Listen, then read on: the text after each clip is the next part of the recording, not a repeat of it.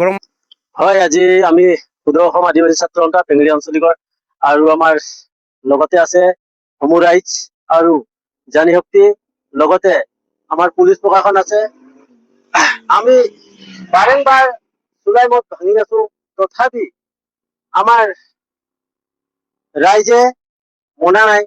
আমাৰ জনগোষ্ঠীখিনি চুলাই মদৰ কাৰণে ইমান ঘৰ অনিষ্ট হৈ গৈছে। ল'ৰা ছোৱালীখিনি পঢ়া শুনা কৰিবলৈ ভাল স্কুলত এটা পঢ়া শুনা কৰিব পৰা নাই।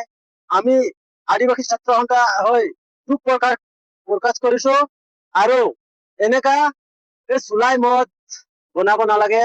আমি অতি শীঘ্ৰে যিকোনো মানুহ যি মানুহখিনি চুলাই মদ বনাই সিহঁতক জনাব বিচাৰিছো। আদিবাসী ছাত্ৰ সন্থাই আজি ভাঙিছে, ইমান বাৰ আমি জনাও সত্ত্বেও সিহঁতি মনা নাই। আমি আদিবাসী ছাত্ৰ সন্থা হৈ সিহঁতে বাৰম্বাৰ কব বিচাৰিছো, চুলাই মদ আমি ভাঙি আছো। পুলিচ প্ৰশাসন, আমাৰ জানি শক্তি লগতে আৰু আমাৰ লগত ভিডিপিও আছে।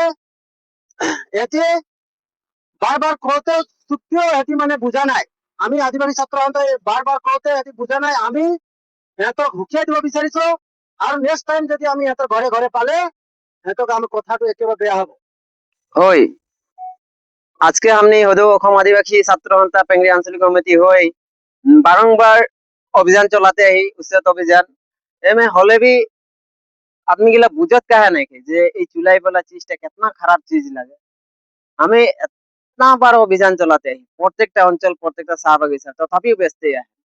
हमें एकटाई बात बोले चाहते अभी हमने उच्चत अभियान ना चलाबो, डायरेक्टली घरे जाबो, जोन भी चुलाई बेचेला ओके आईनी व्यवस्था ग्रहण करबो। डायरेक्टली स्पष्ट बोलेছে এটা।